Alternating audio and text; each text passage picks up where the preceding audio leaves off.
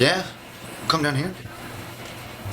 All right, we are now live on our Facebook with the After Party. You're on Talk 104.93 WKCT. I'm Cole Scott, News 40 Sports, joined alongside Brian Davis of the Franklin Favorite. And also in studio, our latest guests, the Bowling Green Purples soccer team, head coach Ben Mujcic and his crew here today. Coach, how are you doing? Good. How you guys doing? I thank you guys for having us. First off, it's a great experience for myself and Austin Greer, Aiden Owens, and Ben Arauz. Okay. He's got the same name as me, so I mean, kid might be special a little bit. So no pressure on you right away. Okay. So since taking over the program, how's it been? It's been great. I think the school and everybody affiliated with Bowling Green has been so amazing to welcoming me into the program. I had a little bit of anticipation on what to do, but of course, you can ask Austin here. Sometimes you know what you need to do, but you're kind of trying to figure out what to do at the same time. And everybody's been a great support. We had a small little district meeting yesterday, and small meetings like that mean so much towards the end of the season because we understand how to get things done, and we want to make sure that we get things the right way. And not make any small little minor mistakes and stuff like that. But with everybody supporting us, it's been great. Thank you.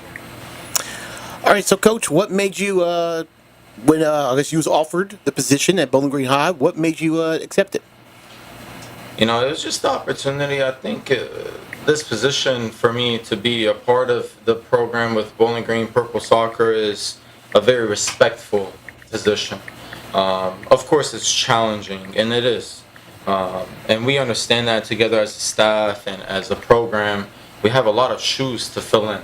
We had about 10 to 12, maybe even, what's the exact number? Do you guys remember? I think it was 12. 12 seniors that left last year, and there's a lot of opportunity of growth for a lot of players for development. But, when we get into the high school season, we think about, hey, how much time do we have together? It's not more than 3 months. Mm-hmm. If you sit down and look at it, it's maybe 120 days maximum if you start in June. Mm-hmm. And if you potentially go all the way to the end of October, you have dead period, you have fall break, and all the good stuff like that. But at the end of the day, what can we do together when we come together and we understand what our mission is? And how can we understand our mission if we don't know our vision? And I think coming on board to answer your question, one of the biggest projects within the vision was to make sure that we uphold the culture that I grew up within, Austin Greer grew up within, and so many other great players and great community members of of Bowling Green overall. And when I talk about filling in big shoes, man, Craig Widener. If I get anything close to that, man, I think finally I'll give myself a little bit of recognition, but not just myself, but everybody involved, because that's the culture that we want to, keep pushing forward. Mm-hmm. Craig Warner was great leading everybody, but he made sure that he could connect with everybody individually. And when you come cumulatively together as one, everybody's successful together. Everybody's happy together. If we're losing a game, everybody's sad together. Believe it or not, when the competition comes out of me, not just myself, but Austin and Aiden and Ben, if we lose a game and only 3, 4, 5 individuals are upset, I don't think I'm doing my job right. Mm-hmm. I want everybody to understand, we just lost the match. It's okay. But where can we learn from? But you need a little bit of aggressiveness within yourself to understand, hey, we shouldn't be losing this. Mm-hmm. We need to be improving throughout training. And when it comes to the game time, it's just it's easier to train. And that's one of the philosophies that I grew up within is, hey, play the game within training like it's a game. When it comes to game time, it's like training. It's easy. It's a cupcake on a Sunday, So, I hope we're successful, and I hope we're all eager and excited to be together. And that was one of the biggest things why I wanted to take on this opportunity to answer your question, because I think everybody involved within this season understands what we want to do and how we want to do it. and we want to lead each other. If I make a mistake, it's okay to come talk to me. You know, I'm only here to get better, just like you are. You know, it's okay if I make a mistake, and you coach me upon it. That's the beauty of life and the game and everything going on. Every play is different. Every second is different. And one of the biggest things that myself and Austin coaches, it's not just on the field, but also off the field. And we've learned that from our great mentor, Craig One. You know, so yeah, that's a little bit of it. So for the players, you go from Coach Widener to Coach Mujcic over here. Tell me what you've learned about him so far. I mean, I've known him for a while. Like, he coached me when I was like 9, so I mean, I've got to know him a little bit, and it's definitely a change, you know. But I think the intensity kind of is still around the same, so I think we can do good work. For sure. Yeah, I mean, they definitely share like a lot of similarities. They both want to win and push us like his players to our best, and you know, just come together as a team. So it's like really special to have that. It's not just like where everyone's separated. We're all like one, and yeah, it's special to have. So for Coach Mujcic, Coach Austin, just talk about what you've learned about your team so far through these summer workouts and practices leading up to regular season, which is a couple weeks away. Yeah, I'll take that one. I think Ben and I are kind of investing a little bit more in the youth this year. I know, like I said, we've had 2 big classes leave in 2025 and 2026. So he and I kind of came together early in the season and said, look, we're going to take a little bit of a risk. We're going to kind of bring some of these younger kids up and hopefully, you know, take a little bit of a long-term look at it. But I think we're going to, you know, in the end, it's going to pay off. I think, you know, he and I together are a great team. We've got a great kind of pipeline that we have built together over these last couple of years, and especially this year, it's starting to pay off a little bit. So, so that's it. We're taking a bit of a risk with some young kids. I think it's paying off already. We've got some young talent that has been come up through, you know, Ben's programs outside of the school, but also through the city in itself. You know, there is some great talent. The game has changed so much since even Ben and I have been playing. The talent level is just, the bar is raising and raising and raising each year. So we only hope we can just keep that bar moving forward and moving higher. So, so that's one of them. You know, young talent. That's what I would put into it. What do you think, Ben? No, I mean, I completely agree with that. You know, looking back, maybe a couple months ago, we were considering, hey, what's the team potential look like? And, you know, we would have some ideas, but I was like, always, hey, let's not get ahead of ourselves. And it was primarily because we looked at you look at a roster and you see like 12 players leave. I mean, guys, no offense, but when a coach is looking at it, it's kind of like, hey, 12 players gone from the program? You know, like 12 players that have been within the program for the last 2, potentially 3 years. We've got to find somebody that can take in charge of that. You know, and I'm blessed to have Aiden, you know, coming in as a senior, being voted as a captain. Ben, coming in as a junior. I have 2 years with them. What a blessing. And everybody's voting for these 2 individuals to be captains for us. And also Alfonso to be a captain. And, you know, I hit them randomly on the spot with it. And I think they really enjoyed that. And it's a little bit different than what maybe Weiner did, or maybe what was going on in the past. But we have to change a little bit the small circumstances to be able to adapt within the near future that we have, because we're aiming for such strong success in the near future that sometimes I can't tell you what we're doing or how we're going to operate, and you won't get no answers out of me. But I know that, like as Austin said, we're going to be young.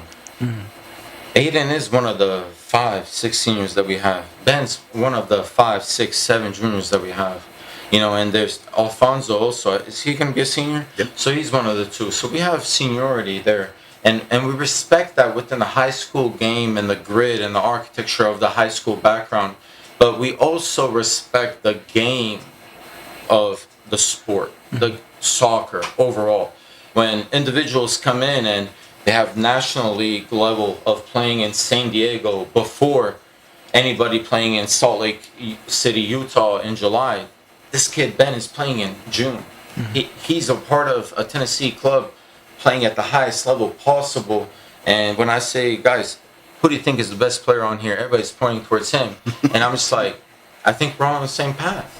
And it's the small thing, it's a small question like that for me to, ask out loud, but everybody is on the same page. And so if we can write down our small details on the first page together, we can build our chapters throughout the season. And that's one of the most important things. And as Austin said, it's the youth development. We've got about 4 or 5 freshmen looking to play varsity.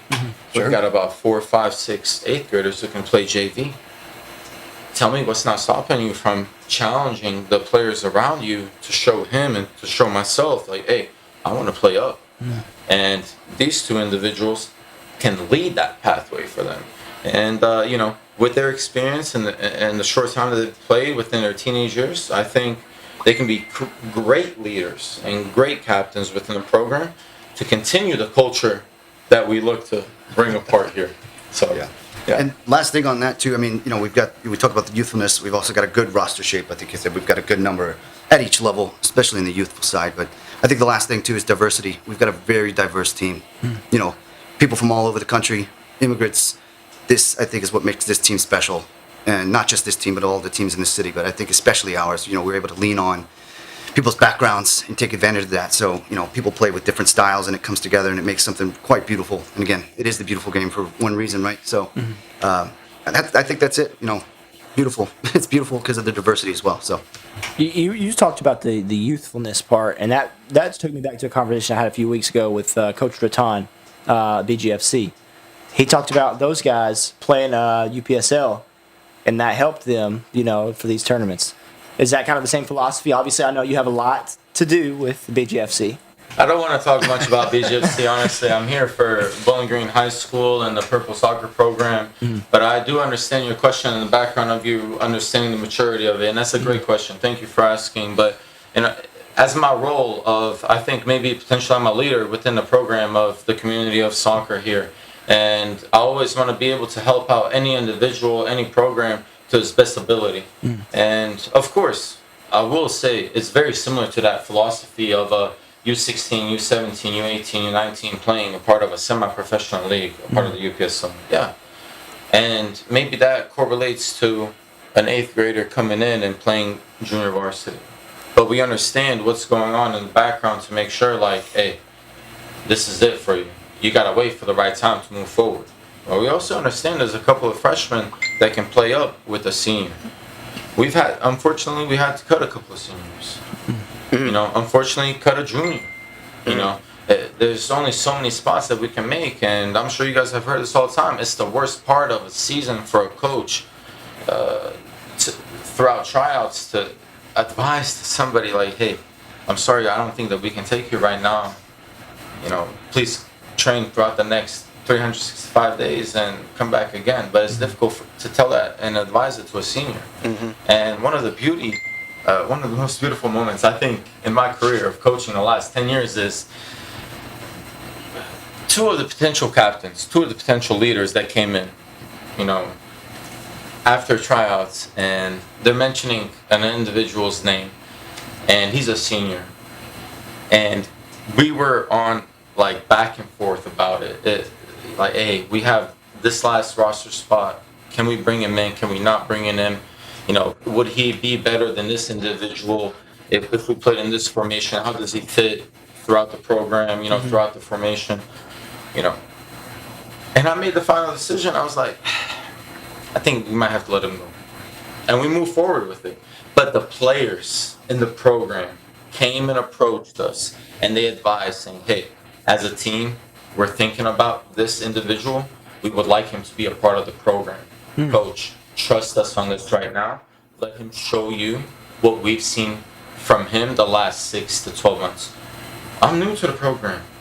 Of course. I've never met this individual. I will trust your gut feeling. Let's do this.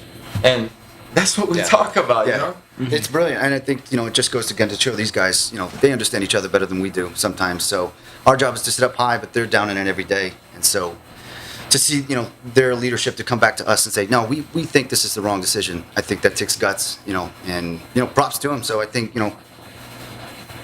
I certainly would have done that in my time, especially with Greg. But again, it shows you the skill and the determination and the leadership that these guys have taken on over the last year.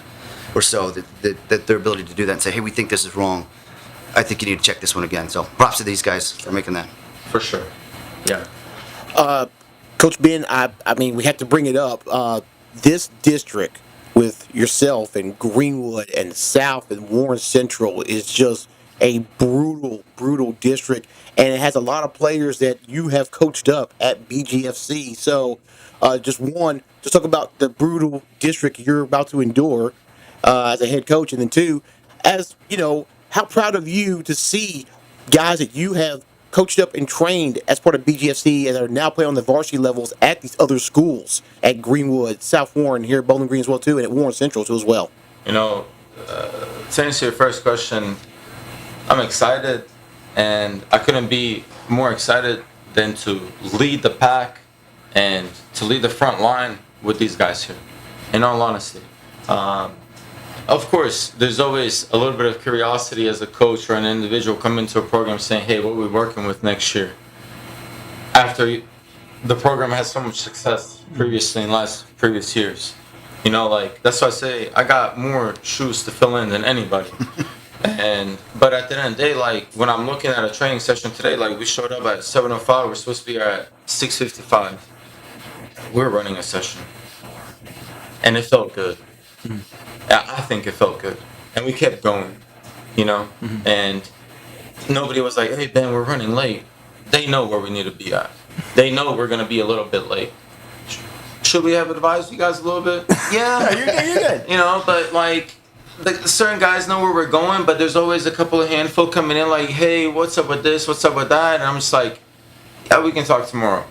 But, you know, these guys right here, I really think they can do great things, big things. And to answer your second question, you know, I'm thankful for that opportunity to play against individuals like that. I'm also thankful to be able to make it throughout this timeline of me first starting to coach. These two were actually part of my first group coaching, and you know, I think Ben was maybe like 6, 7, 8, something like that, and his older brother might have been a U10. And I first started coaching under Sean Goldburn at Sky Soccer, and I was just an assistant throughout college time. And in all honesty, I feel like sometimes like I didn't know what I was doing, you know. And I hope I have a good impression for Ben now coming in to show him throughout the years, like, yeah, you know, maybe I've learned a couple of things, and I see that you've learned a couple of things, and let's take what we've learned together and make it impactful. And same thing with Aiden here. I've started with him since he was U8, U9, U10, and, you know, 10 years later, he's a senior about to graduate. And, you know, it's a friendly reminder that I'm getting a little bit older, but I love it. I really do. It's part of the journey of my current, you know, pathway as a coach or individual in this life and this timeline of everything that I have going on, and it's part of working with Austin. You know, I was a freshman.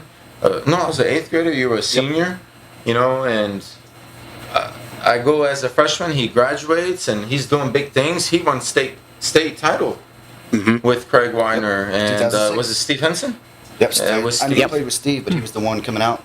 But Craig Weiner was a part of that, like, from the get-go. And so when we talk about winning state titles, like, we've had that mentorship. We understand what it takes. We understand how it goes.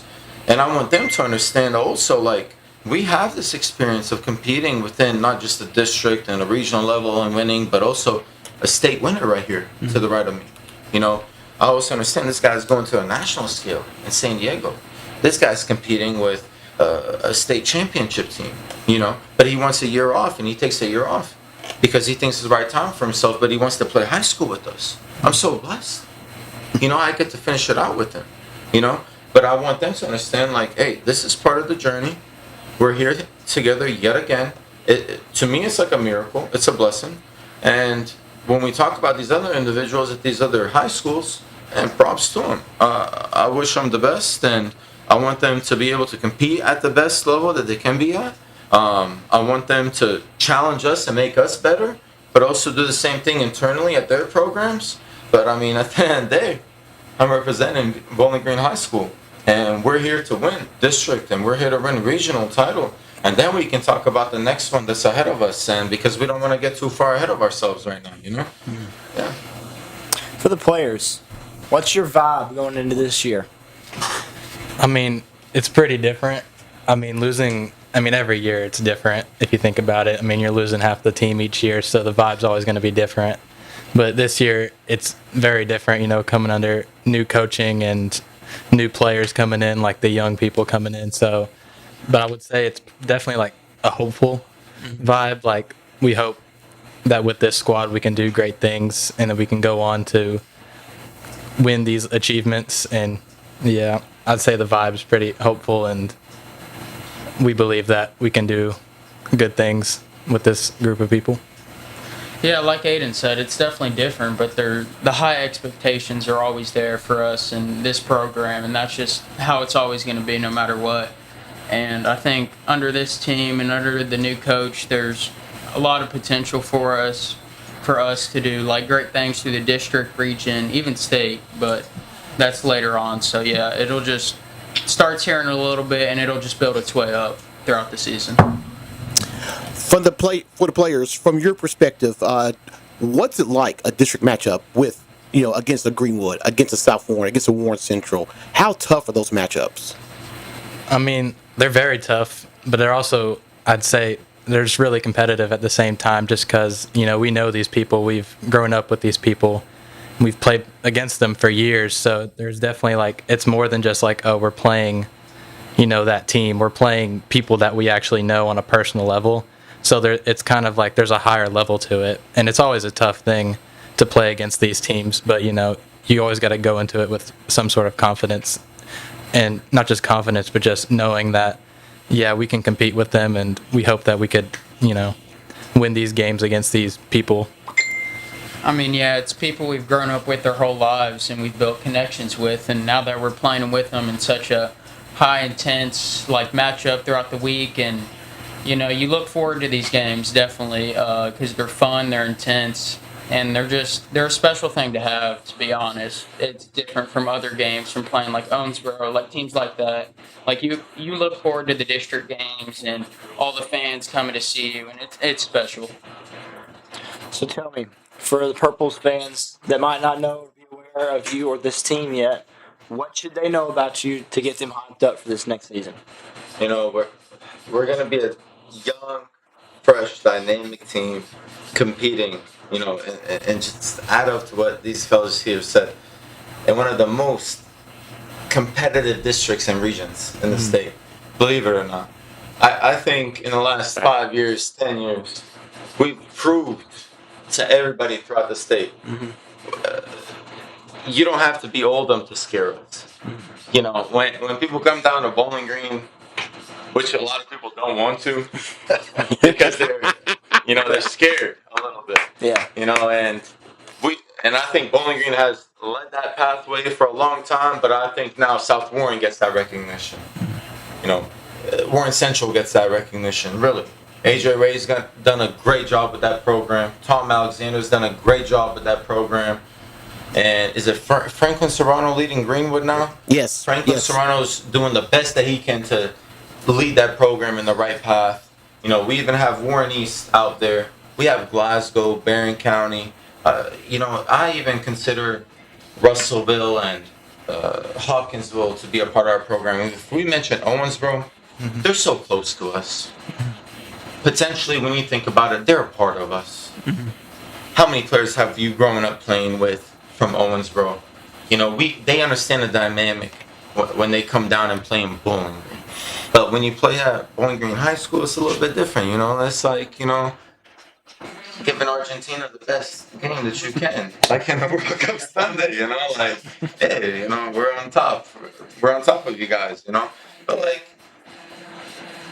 it's such a blessing to be a part of this, because I think we are starting to show that we're a dominant region, and I do consider, Ohio County, Owensboro Catholic, Davies County, Henderson, and Hopkinsville, all the way throughout Bowling Green, all the way to Hardin County, to Barron County.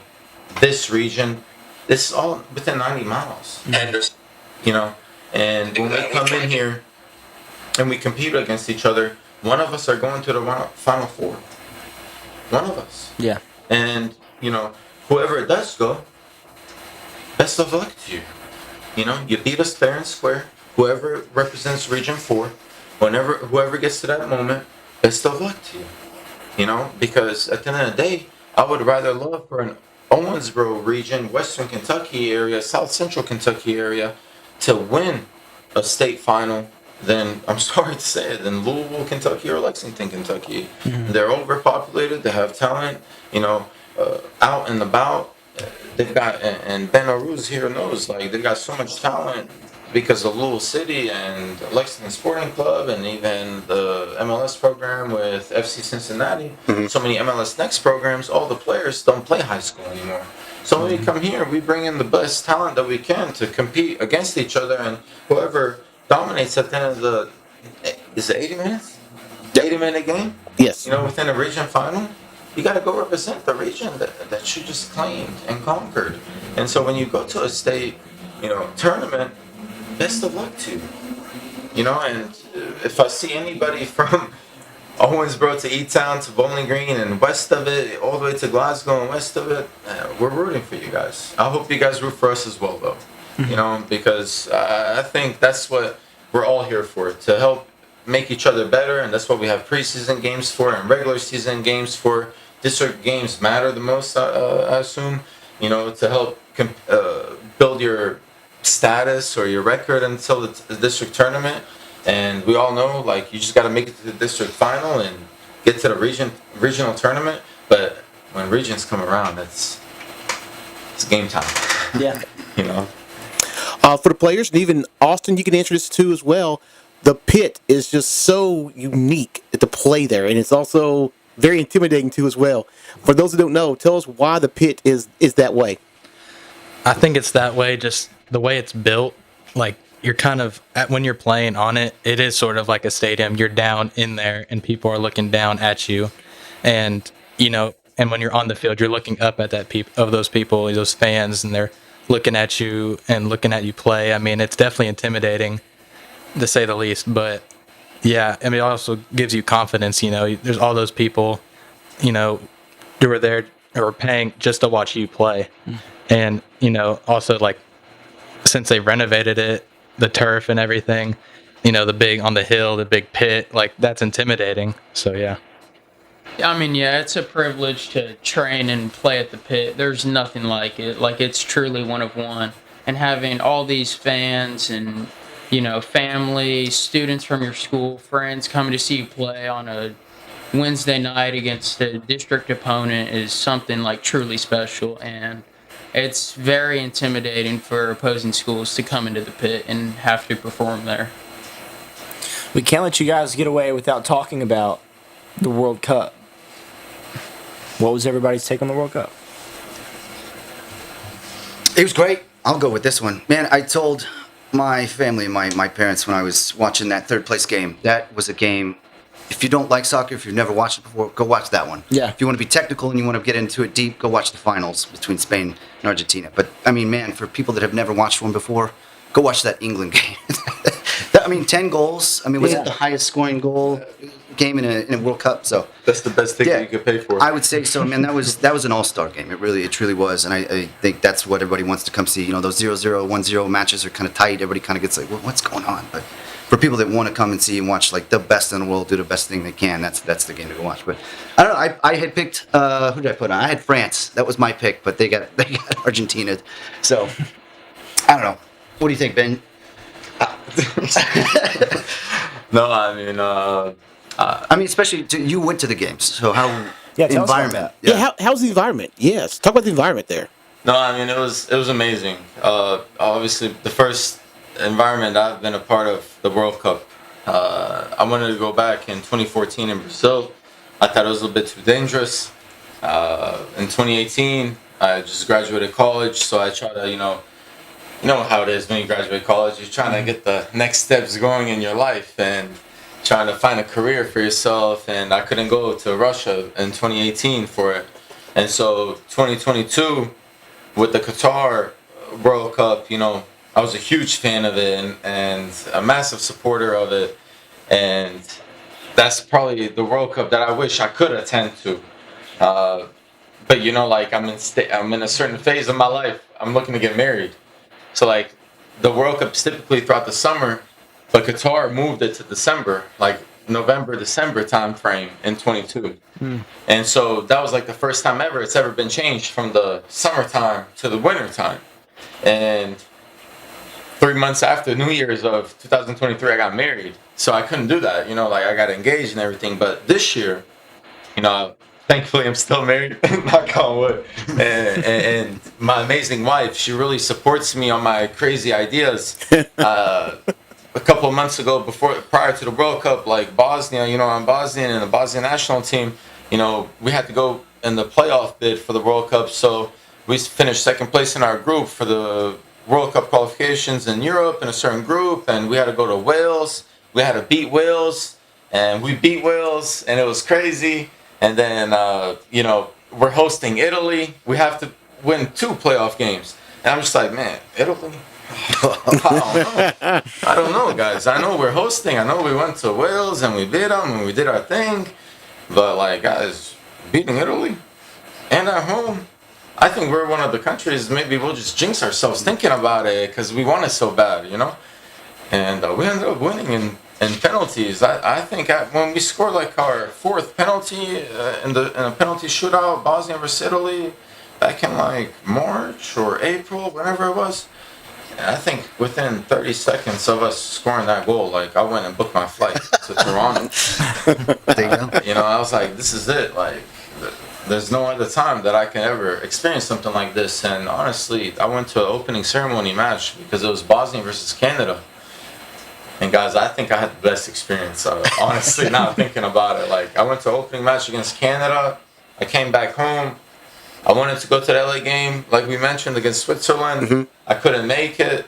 Open fields and everything. Yeah. Like, the weather was against us, but I wanted to show the program, like, hey, I'm here for you guys. But like after the Switzerland game in LA, it was dead period. So I was able to go to Seattle.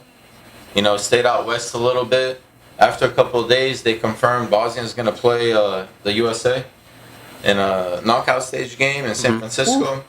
So I stayed out west for that. And it was the best experience that I could ever, I think, be a part of, because I started the World Cup tournament, Bosnia versus Canada.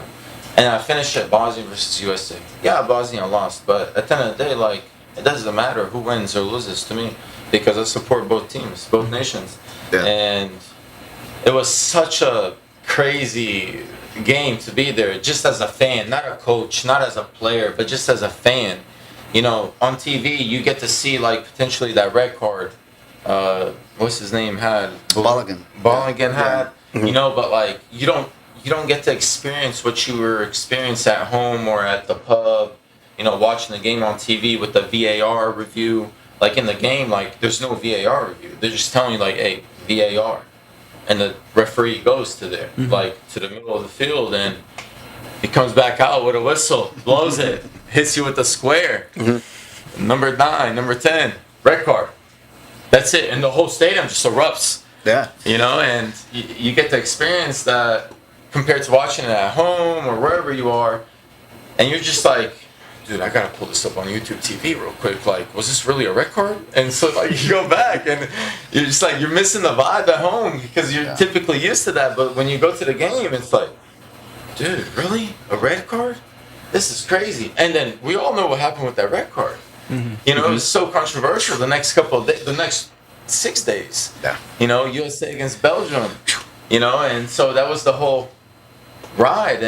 But after the USA game, oh, man, Uber to the airport, BNA, ASAP. Like, that was it. Like, I landed probably the next day, right after the game, like 6 in the morning, and I slept for like a couple of hours in the airplane, and I drove home, and that was it. I was happy to support anybody, like specifically Bosnia. I supported America after that, but like when USA lost, I was like, it is what it is at this point, But the environment of going there and experiencing it and seeing the difference up front, I think really shows you the change that the game has really been trying to be emphasized on. I understand the referee calls and the VAR calls, but, the FIFA for organizing a competition and then an environment for people to come and be included to something that doesn't happen every day.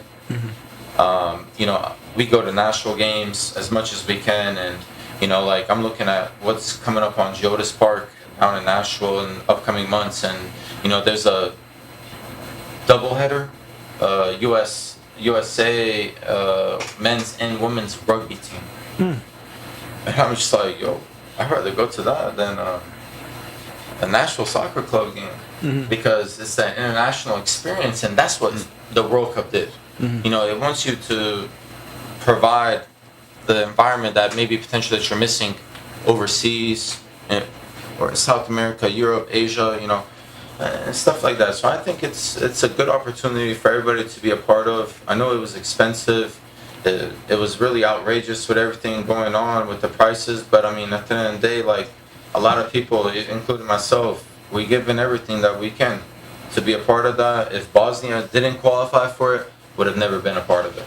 I don't think so, honestly. But when something really pulls you into it, you got to go with your gut feeling and just say, hey, we only live once, let's do this. For Coach Ben and Coach Austin, anything you saw in the World Cup that you might want to try to implement with the boys this season? I definitely saw a few things. Okay. To me, I'll speak to this. I can't imagine what it's like to be 18 or 19 playing at the World Cup. Lamine Yamal, there's a couple 18-year-olds out there. But to me, one of the things I think you teach is just composure. That and just being dynamic. And, there's a few things I'm going to steal. Again, I don't want to kind of show my hands here. Right. But, there's you're watching the best. And I'll go out there and I say the World Cup probably isn't the best soccer in the world. And I think it kind of shines because it allows some of those superstars to shine a little bit harder than, club soccer would be at the top level, right? So, but again, that lets the Mbappe. Even at that level, there's club soccer. Sure. Yeah, that's true. They're all players at clubs. Definitely, definitely. But yeah, again, there's just the amount of attacking football that comes out of these these teams that just push and push and push and press and press and press. They don't let you breathe.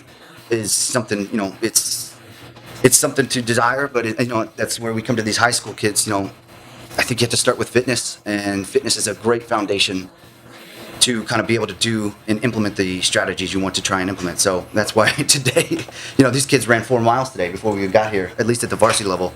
I know Ben and I are huge proponents of fitness because, there's some things you can hide behind at the high school level, but you can't hide behind fitness. I think that's, a great foundation to have at any level, not just in soccer, in any sport, right? So, but if we can get our fitness there, we can start to implement some of these high pressing tactics we want to do. Ben and I are very dynamic. We love to have our outside mids and our outside backs pushing and, get involved in the attack. We don't like to sit back. We want to go and we win and we want to win in style. So I would love to hear what the guys think from the World Cup and maybe any strategic plans that they would like to implement.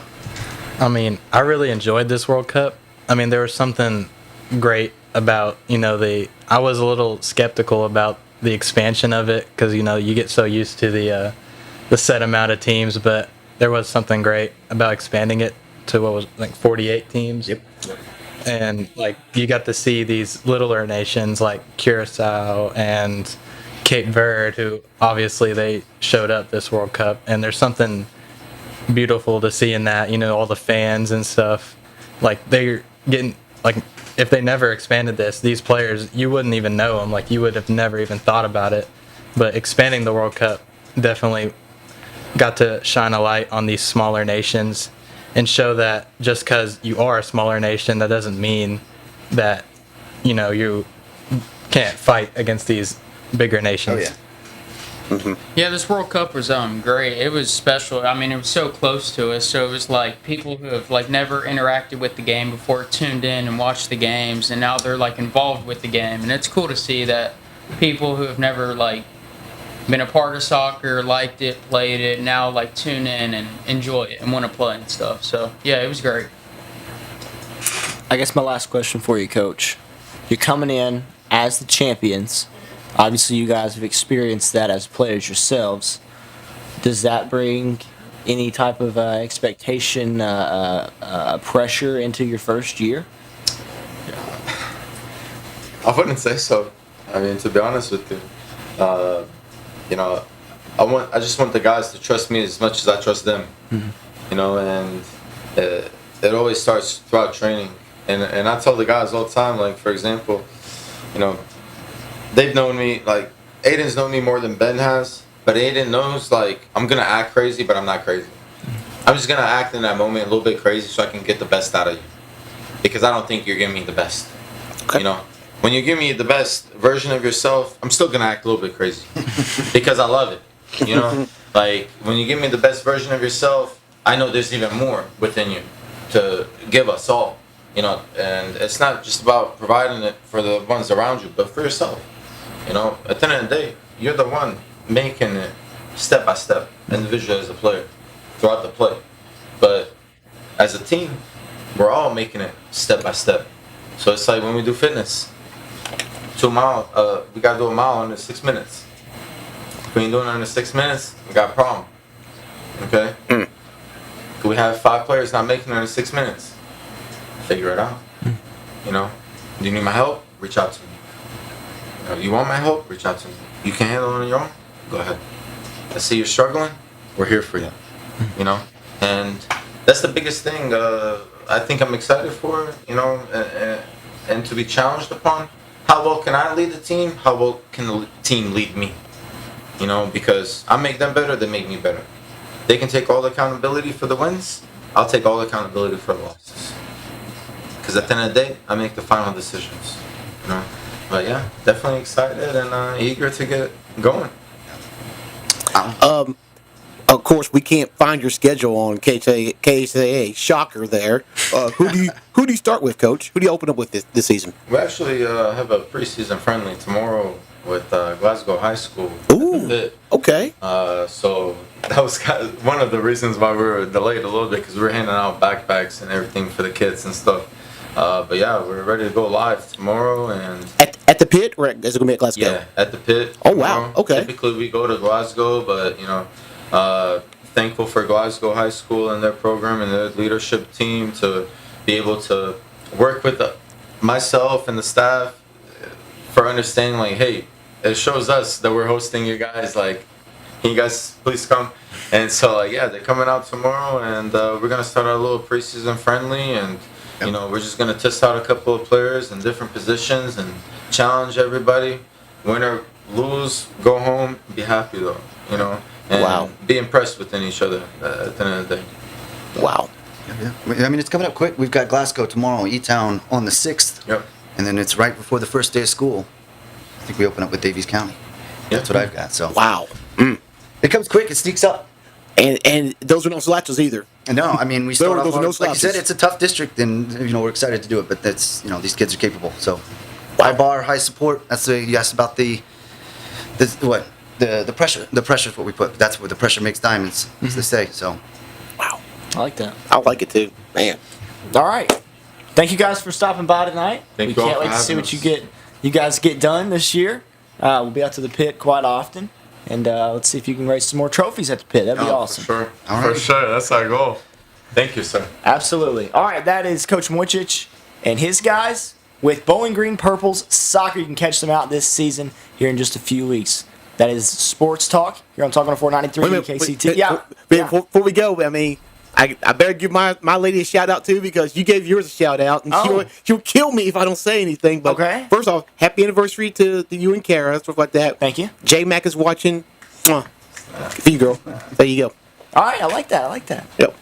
All right, that's Sports Talk for this week. You can catch more awesome guests, more Sports Talk live from Greenwood Ford next week. With the Bowling Green Lady Purple soccer team next week. They'll be there. Awesome. Yep. Let's go, BG. All right, G. All right, Thank until you. then, have a great night, sports fans.